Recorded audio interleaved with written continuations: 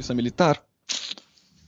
Que dúvida, minha gente, que dúvida. Para tentar esclarecer essa e outras dúvidas, já chamo aqui o doutor Atier, Alfredo Atier, desembargador do Tribunal de Justiça de São Paulo. Bom dia, doutor Atier. Tá chique hoje, hein? Bom dia. Olha, quando faz frio, a gente fica mais chique, né? É verdade isso. É verdade. Porque tem que Tudo bem colocar por aí? A muita gente não roupa. vai ter a Bruna. Então, o frio, ele, cachecol, né? Isso tudo deixa mais chique Pois de é. fato. Hoje a gente não vai ter a Bruninha por aqui, doutor, mas eu queria saber, começar sabendo sua avaliação sobre esse depoimento aqui, né? Se há generais envolvidos, a justiça comum deveria se envolver também, né? Porque isso aqui, pelo que eu estou entendendo, está correndo pela justiça militar. Terá a justiça militar capacidade de, pelo menos, investigar seus próprios generais? Difícil, né, doutora Tia? Como o senhor vê? Oi, bom dia, querido Rafa, e bom dia, Bruna também. Bom dia a todas e todos que estão nos acompanhando. Olha, Rafa, tem essa questão, para mim, muito séria, daí da gente permanecer com a justiça militar no Brasil em regime de paz, né? A justiça militar, na verdade, deveria ser uma justiça extraordinária, somente presente em momentos de conflito. E que são praticamente impossíveis no Brasil, conflitos internacionais, porque o Brasil, na sua Constituição, ele estabelece princípios que são contrários a qualquer tipo de guerra externa. Né? Isso é muito importante. Então, a gente precisa repensar a existência não apenas das Forças Armadas e das funções que elas têm no Brasil, acho que é muito importante isso, e, em segundo lugar, repensar também a existência da própria Justiça Militar. Esses fatos havidos nos quartéis, nos acampamentos, aquelas pessoas que carregavam faixas e paravam carros, pedindo intervenção militar, né? Isso tudo, eu falei muito na época que isso tudo, na verdade, configurava crime. E essas pessoas tinham de ser presas. Muita gente falou na época que aquele espaço, e de fato existe uma previsão legal de que aquele espaço em torno dos quartéis, em torno dos lugares em que estão as Forças Armadas, eles são administrados pelas próprias Forças Armadas. Isso acontece também com outros tipos de prédios públicos, né? São prédios que pertencem ao público, quer dizer, pertencem a todos, mas têm uma destinação especial. Mas o fato de terem destinação especial e terem administração, estarem sob a administração de determinadas instituições, no caso as Forças Armadas, não impede, jamais impede a atuação da segurança pública. Isso é muito importante.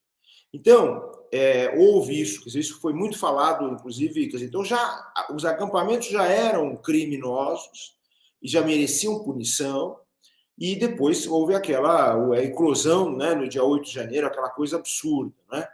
Agora, já na época do 8 de janeiro, já se falava nesse fato de que a polícia militar teve dificuldade e foi impedida de adentrar nesse espaço para executar aquilo que é a sua função, que é a função de segurança pública.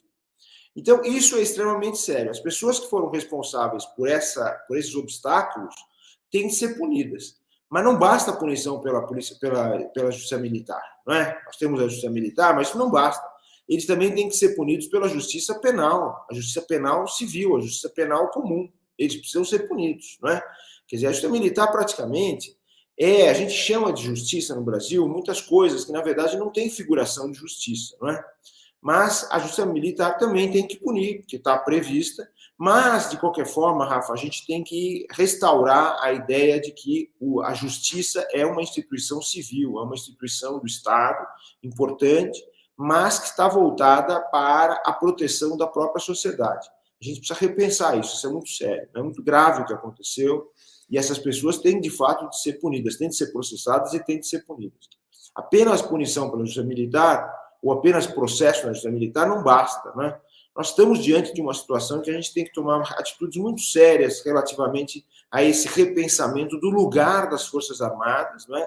E impedir as Forças Armadas e membros das Forças Armadas de fazerem manifestações políticas. Não é atribuição, eles são apenas instrumentos de atuação do Estado e jamais poder, né? Isso é muito grave, viu, o Rafa? Existem países que não conseguiram impedir esse avanço do poder militar, E o que acontece hoje é que há manuais de direito constitucional em vários países do mundo, né, no Sudeste Asiático, sobretudo, mas há outros, em que eles consideram o poder militar como um quarto poder. E isso não pode acontecer no Brasil, não está na nossa Constituição, a Constituição não autoriza isso, e a gente tem que agir contra isso com muita rigor, com muita energia. É muito preocupante esse tipo de coisa. Até porque, né, temos mais alguns anos de governo Lula, o ponto é que eles voltem a conspirar a níveis 8 de janeiro. E aí estamos atentos perante isso. O senhor está defendendo o impeachment do Tarcísio, caro doutor Atier? Pois é, o Rafa, nós tivemos aí nas últimas 2 semanas, apesar da boa notícia do julgamento do Tribunal Superior Eleitoral, né, que fez aquilo que deveria ter feito já há muito tempo, mas nós tivemos aí algumas notícias muito desagradáveis.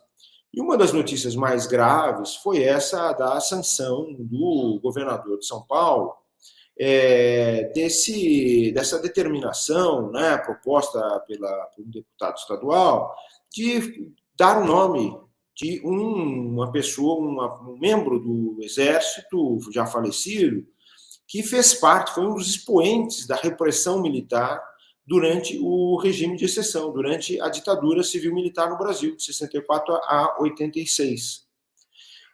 O coronel Erasmo Dias. Então, proposta e sancionada a denominação de uma via pública com o nome dessa pessoa. Ora, a Constituição, eu falei, ela tem vários dispositivos que são absolutamente contrários à ditadura. Né? Isso é muito importante, que condenam a ditadura. Segundo, o Brasil já foi condenado pela Corte Interamericana a reparar os danos que cometeu durante o período ditatorial. Porque tudo aquilo que aconteceu ali não aconteceu sob o manto do direito. Não é como as pessoas dizem, não, aquilo naquela época era lei. Não existe lei que autorize a violência do Estado contra os seus cidadãos e cidadãs. E, portanto, aquilo tudo que foi cometido naquela época é considerado crime. É considerado crime contra a humanidade. Isso é muito importante, né? O direito internacional e a nossa Constituição também considera assim. Nossa Constituição também prevê assim. Então, é um absurdo você baixar uma norma, uma lei, um decreto, seja lá o que for, né? Que faça uma homenagem a alguém que atuou na ditadura, cometendo atos de violência, sobretudo reprimindo atos de manifestação livre do povo e manifestação de estudantes. Essa figura, especificamente, foi responsável por uma invasão criminosa da Pontifícia Universidade Católica de São Paulo. Não foi apenas uma invasão à PUC, não é? No ano passado, houve uma celebração muito importante lá no Tuca a propósito disso, mas nós sabemos que ali foram reunidos estudantes de todo o estado de São Paulo numa reunião democrática, né, que foi impedida em vários outros lugares, e se conseguiu fazer ali. E ali, então, houve essa invasão criminosa, prisão de estudantes, violência contra estudantes e professores e professoras, e funcionários. E essa pessoa foi responsável por isso. Nós não podemos admitir que essa pessoa seja homenageada. Não podemos admitir que ela seja homenageada pelo Estado brasileiro e pelo Estado de São Paulo. É um grande equívoco da pessoa que propôs isso e do governador que fez isso. A Constituição prevê os crimes de responsabilidade, Rafa. E existe uma lei, não é? Já antiga, que é a Lei 1079, que faz uma expressão assim, mais detalhada dos crimes de responsabilidade que estão previstos na Constituição. No artigo 7º dessa lei, que eu estou referindo, a Lei 1079, ela diz o seguinte, que existe crime de responsabilidade quando a autoridade pública violar patentemente qualquer direito ou garantia individual, e assim os direitos sociais assegurados na Constituição. E não é só isso. Ele também fala, né, a lei também fala no artigo 9º, que expedir ordens de forma contrária às disposições expressas na Constituição é crime de responsabilidade. E aqui houve uma norma, né, inválida, absolutamente inválida, que tem que ser declarada inconstitucional, mas ela era uma ordem contra a Constituição. Não é? É exatamente o reflexo do regime que nós vivemos durante os 4 anos da administração dessa figura que é Bolsonaro, que já foi condenado uma vez e nós estamos esperando que ele seja condenado outras vezes pelos delitos que cometeu. Mas é uma perpetuação disso, que é inadmissível numa democracia. É uma ofensa gravíssima. Por que viola direitos e garantias? Porque é uma ofensa às vítimas dessa pessoa e desse regime ditatorial que vigorou no Brasil, não é? Contra a lei e contra a Constituição. Então você está ofendendo as vítimas, você está ofendendo toda a sociedade brasileira, o povo brasileiro, você está ofendendo direitos e garantias individuais. E é uma ordem contra a Constituição. É absurdo que, quando indagado a respeito disso, os jornais trazem essa informação, ele responde assim, não, quando eu sancionei e dei o nome desse coronel da ditadura a essa via pública, né, essas vias públicas, e foi feita uma análise técnica e jurídica apenas e houve a sanção. Não é verdade. Se tivesse sido feita análise jurídica, essa lei jamais poderia existir, esse nome jamais poderia ser dado a uma via pública.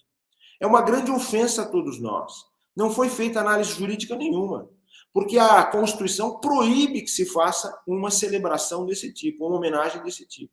É muito grave você dar o nome de uma via pública em homenagem a uma pessoa que cometeu crimes sérios durante a ditadura civil-militar no Brasil.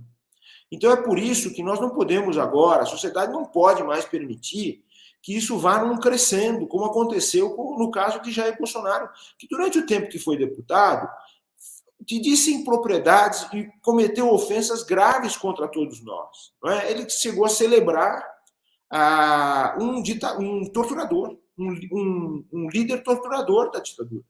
E aqui nós estamos diante de alguém que está celebrando, veja só que coisa grave, alguém que mandou bater em estudantes, mandou prender estudantes, mandou cometer violências contra o povo brasileiro. Isso é inadmissível. E nós não podemos, de forma alguma, permitir que uma ilegalidade, uma inconstitucionalidade dessa seja cometida.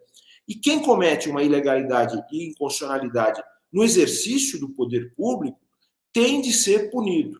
E é por isso que eu estou sugerindo que se inicie um processo de impeachment para evitar, inclusive, a perpetuação desses dados. Né? Isso é muito sério.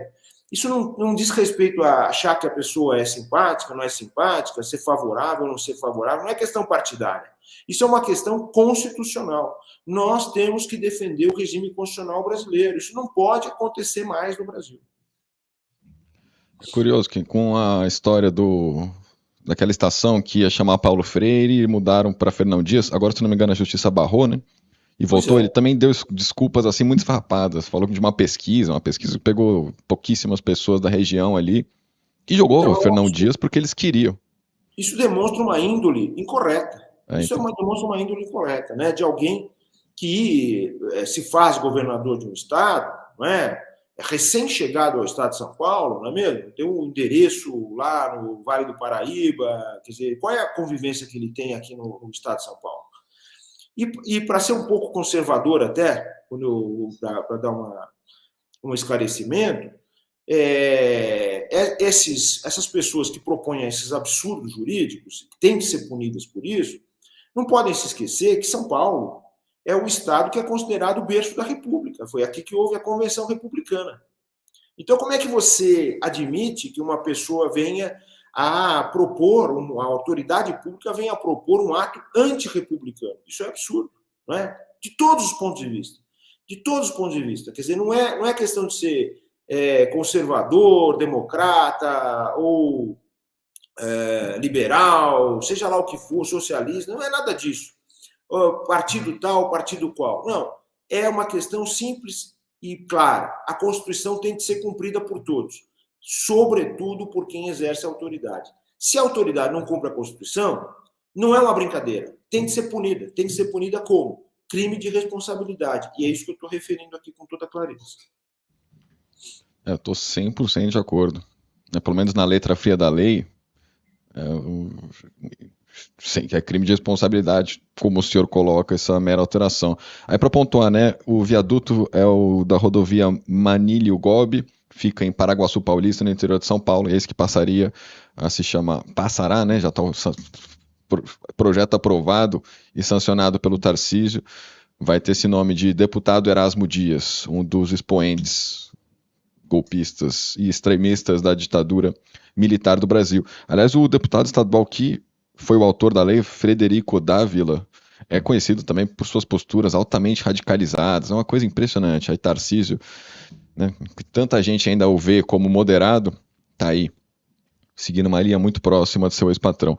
O Márcio pergunta aqui, caro doutora Tia, se tem posição do Ministério Público. A Isabel também pergunta se isso pode ser revertido. Revertido pode, né? Que seria outro projeto de lei, é uma questão própria do Pode ser Congresso. Mas tudo bem que o revertido, Judiciário, pode ser revertido pelo eventualmente. próprio governador, né? Uhum. Mas pode ser revertido por ato, por iniciativa do Ministério Público, como lembrou o nosso querido, O perdi Márcio. o nome Só que não se Márcio. posicionou ainda, né? Não tem O posição Ministério ainda. Público, mas o Ministério Público pode propor uma ação para anular essa lei, que ela é inconstitucional, né? É uma ofensa a todos. Na verdade, é uma homenagem que se faz como um crime, como uma perpetuação de um crime contra a humanidade. Né? Se o Estado brasileiro não agir nesse caso, isso caberia até uma atuação junto ao Tribunal Penal Internacional para abrir uma investigação pelo fato de alguém homenagear alguém que pertencia ao regime militar e agia, era um protagonista do regime militar. Né? Isso é inadmissível no mundo inteiro, isso fica muito mal, não apenas para São Paulo, mas para o Brasil, porque isso não é uma ofensa só contra todos nós brasileiros e brasileiras, é uma ofensa contra a humanidade, né? É extremamente sério. Mas você sabe, talvez você tenha mais perguntas, mas eu queria emendar duas coisas que também me chamaram muito a atenção na semana passada e retrasada, que foram duas Manda ver. manifestações do Supremo Tribunal Federal, de dois ministros, que também demonstram uma certa imaturidade constitucional por parte daqueles que emitem essas opiniões. Né? Por exemplo, o ministro Dias Toffoli, quando ele, em meio a um julgamento, que nada tinha a ver com essa questão, ele faz uma crítica ao tribunal do júri, não é? E, ao criticar o tribunal do júri, ele envia uma mensagem para a bancada feminina no Congresso para que proponha uma emenda constitucional de extinção do júri. Então, isso demonstra também um desconhecimento da democracia brasileira, um desconhecimento da própria organização democrática brasileira. Isso é muito sério. O júri é uma das instituições mais importantes da justiça brasileira e é um meio de participação da sociedade na distribuição da justiça que é extremamente antigo. Ele nasce no século XIII, institucionalmente, porque já existia muito antes. Não é? Isso já existia desde a antiguidade. Mas ele nasce como instituição que depois vai ser consagrada nas constituições no século XIII. Então, o que nós temos que fazer é aperfeiçoar o júri e dar meios ainda de maior participação da sociedade na distribuição da justiça. E ele propõe a extinção disso. Ora, isso não é atribuição de um ministro do Supremo Tribunal Federal, isso é muito grave, não é? Isso é uma perpetuação de um discurso que já apareceu dentro do Supremo Tribunal Federal, que é um discurso de que o Supremo Tribunal Federal seria o lugar em que existe uma vanguarda aristocrática, não é? O que é um absurdo, porque ali estão figuras, funcionários do Estado, funcionários públicos, não é? São pessoas que exercem o poder, assim como todo juiz, toda juíza, e que estão adstritos, quer dizer, estão ligados, conectados com a Constituição. Eles não podem agir senão dando voz à Constituição e às leis, porque é o povo, efetivamente, que detém o poder no Brasil. Está na Constituição isso, né? É muito sério. E a segunda questão, que também me chamou a atenção, foi o voto do ministro Fux, com todo o respeito a ambos os ministros, ao Supremo Tribunal Federal, que é uma instituição extremamente importante, claro, mas de resistência a dar validade, dar eficácia à lei que criou o juiz de garantias no Brasil, que é mais um aspecto extremamente importante. O juiz de garantias, né, é extremamente importante para a configuração democrática da justiça, para o controle dos atos da justiça, para as garantias, né, constitucionais. Então, isso é extremamente sério. Né? Essa resistência, ela se mostra uma resistência que também se mostra contra a própria configuração da Constituição brasileira. Isso é inadmissível, isso não pode acontecer. Então, a sociedade tem que acordar para fazer essas críticas pontuais, para que a gente possa construir uma verdadeira democracia com mais segurança, para evitar que aconteça o que aconteceu nesses últimos anos, muito graves, né? Eu diria nos últimos 6 anos, mas com mais gravidade nos últimos 4 anos, para evitar que isso aconteça. A gente não quer mais que se estabeleça no Brasil uma ordem ditatorial. Não é? Então, isso é muito, muito sério e nós precisamos fazer essa crítica pública. É preciso ter coragem para isso. Não adianta só, o Rafa, as pessoas ficarem o tempo inteiro nesse ambiente de bajulação recíproca, que é muito o que aconteceu, lamentavelmente, dentro do ambiente muito viciado do direito no Brasil, que precisa ter um pouco mais de oxigênio, precisa mudar, precisa se reconfigurar, não é? Não adianta só esses eventos, né? Como é que você prevê que a justiça e as questões mais importantes do Brasil sejam discutidos em eventos caríssimos, que são pretensamente internacionais, mas na verdade se fazem entre brasileiros, em que há possibilidade de encontro de grandes bancas, de grandes empresas, com o poder judiciário brasileiro, sem o controle da sociedade. Isso tudo precisa ser repensado, né? São essas reflexões que estão aparecendo, dos fatos que estão sendo noticiados agora recentemente, e que não é questão de revoltar, é uma questão de você dizer assim, puxa, nós estamos lutando tanto, o povo brasileiro está lutando tanto para construir a democracia, como é possível manter ainda essa prática antiga, essa prática que nos desfavorece, é uma prática elitista, uma prática que é antidemocrática e, no final das contas, no limite, ela é anticonstitucional e é violenta, né? É violenta contra todos nós. Né? Muito bom, doutora Tia. Bom, o senhor fez um compilado excelente sobre as notícias. Essa fala do Toffoli sobre o Tribunal do Júri, de fato, absurdo. E está gerando inúmeras reações, né, do senhor, de entidades. Há de se observar essas circunstâncias também. Um pouco mais para o final do programa eu posso trazer atualidade sobre isso. E eu ia até perguntar sobre a ação do Bolsonaro, né, recursos, etc. Mas tem essa história aqui que a Isabel traz para nós. Procuradores de direita fundam associação para rivalizar com a Associação Nacional dos Procuradores da República. O senhor viu essa notícia? Já chegou pedido ao Augusto Aras para a formação dessa associação e como é que fica essa história, doutora Tia? Porque vira uma bagunça, né? A Associação Nacional dos Procuradores pela República, essa atual, é que elabora a lista tríplice, né, para a PGR, aquela que só o Lula seguiu até agora de um jeito mais claro. Acho que o Temer também, né? O Temer não tenho certeza. O Bolsonaro chutou a lista, de qualquer forma. E aí tem essa pressão. O Lula vai seguir a lista tríplice, não vai, e no meio disso vem outra associação que pode sair no meio disso. Não fica meio uma bagunça institucional, doutora Tia? Ao que o senhor atribui esse tipo de iniciativa, por exemplo? Olha, Rafa, a primeira coisa, eu já disse para vocês um dia que eu acho uma coisa muito importante. A sociedade, digamos assim, dos juristas, quer dizer, aqueles que são os profissionais do direito, né? Advogados, procuradores, promotores, delegados, juízes, defensores, etc., né? E advogadas, procuradoras, importante dizer, essa sociedade tem que ser uma só. Né? E eu acho, inclusive, que não há nenhuma necessidade para que sejam formadas entidades de representação de profissões específicas. Eu sou absolutamente contrário a isso. Eu acho que nós temos que seguir o modelo democrático, né? Que é representado, por exemplo, por países como os Estados Unidos e a Inglaterra, nesse aspecto específico, né? Em que existe uma coisa só, a Bar Association, quer dizer, existe apenas uma entidade que congrega todos os profissionais do direito e tem a atribuição de fiscalizar esses profissionais também. Porque a gente não pode esquecer que essas entidades de representação, como a Ordem dos Advogados, ela não só faz a representação, mas ela também fiscaliza, ela tem tribunais de ética, né? Isso é uma atribuição constitucional. Portanto, elas exercem uma função pública. Agora, no caso dessas entidades que se apresentam dentro das profissões jurídicas de Estado, das profissões públicas, e já dizem qual é a sua ideologia, é óbvio que qualquer pessoa pode fazer essa crítica. Isso não pode existir, né? Porque as pessoas que exercem funções dentro do Estado, elas estão obrigadas a cumprir a Constituição. Ponto final. Então, elas não podem dizer que são de direita, são de esquerda, e não podem advogar para a esquerda, advogar para a direita, nada disso.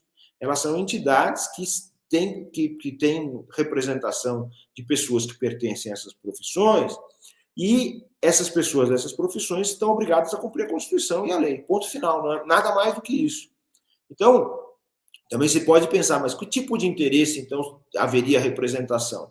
Isso também é uma indagação que tem que ser feita, não é? E tem que ser feita no sentido de uma renovação do ambiente jurídico brasileiro, né? Do ambiente da justiça e das profissões que gravitam em torno da justiça, não é? Isso a gente tem que fazer.